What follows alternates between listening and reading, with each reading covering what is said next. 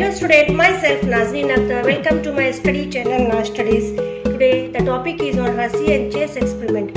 After the long time I've come again with another video on Hershey and Chase.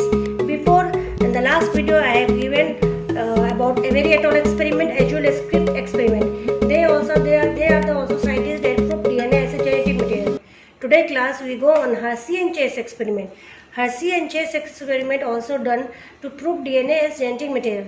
But in their experiment, he has taken bacteriophage. Bacteriophage is what? The bacteriophage are the virus that infect the bacteria. And we all know that bacteriophage, every virus, they are made of DNA and protein. Means DNA is present in the center and they are surrounded by protein core. Means the DNA, the information that is carried present in the various data that is meant for replication also, that is DNA, and protein is the outer coat of the bacteriophage.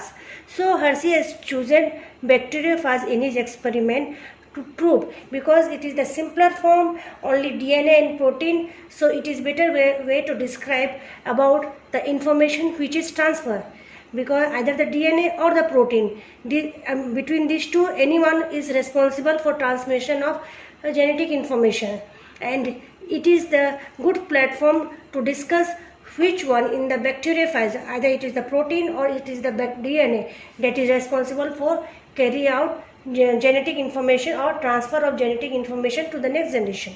The bacteriophage infect the bacteria. That's why E. coli, the bacteria which is taken is E. coli. In his experiment, Hershey ने पहले bacteriophage को label किया. पहले एक label किया उन्होंने 32 phosphates के साथ, अनदर लेबल किया 35S सल्फर के साथ.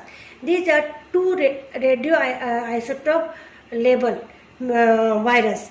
पहले उन्होंने मीडियम लिया और 2 different media of E coli लिया और अलग अलग 2 मीडियमों में उन्होंने पहले इन्फेक्टेड किया, डेट इज़ योर वायरस को. तो जो वायरस 32 फॉस्फेट मीडियम में गया, they are 32 phosphorus level DNA आया.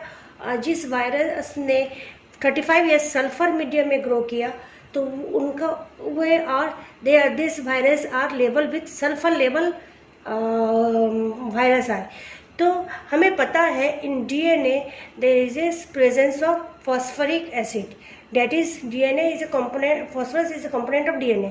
और जो सल्फर लेवल है that is found in the protein, that is हमारा protein is a sequence of amino acid and amino acid carries sulphur like sulfur containing amino acid like methionine, cysteine. These are the sulfur containing amino acid.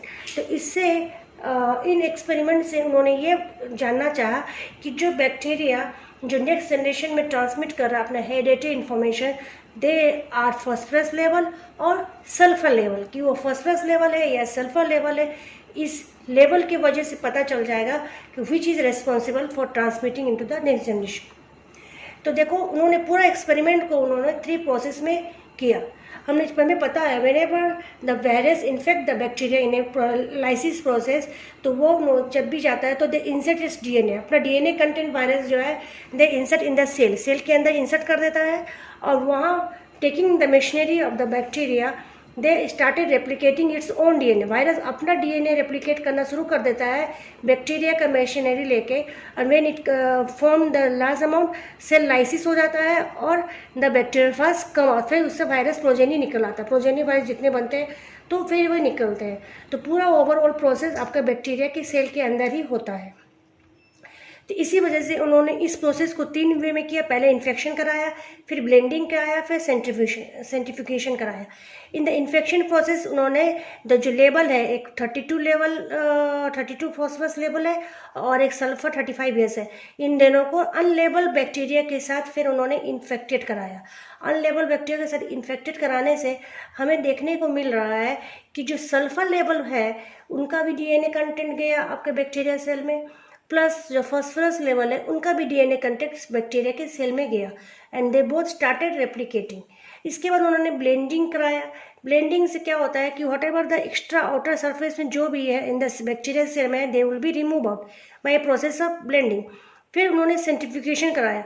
In the process of centrifugation what happen कि जो heavier particles है they settle down, जो lighter particles है they are in the above, that is in the supernatant. तो जो the heavier particle that are settle down is called pellet, and the things which are in the lighter they are in the upper surface and they are called as supernatant.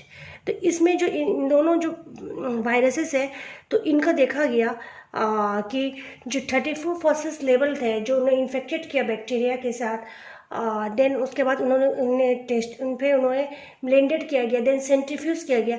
In centrifugation process में जितने भी 32 phosphate level थे उनका bacteria cell के अंदर DNA content आ गया, क्योंकि वे जैसे ही बैक्टीरिया वायरस इन्फेक्ट किए बैक्टीरिया को तो उनका content DNA content they come in the bacteria. और 32 फॉस्फेट्स भी हमारे पैलेट में देखा गया, that is inside the bacteria.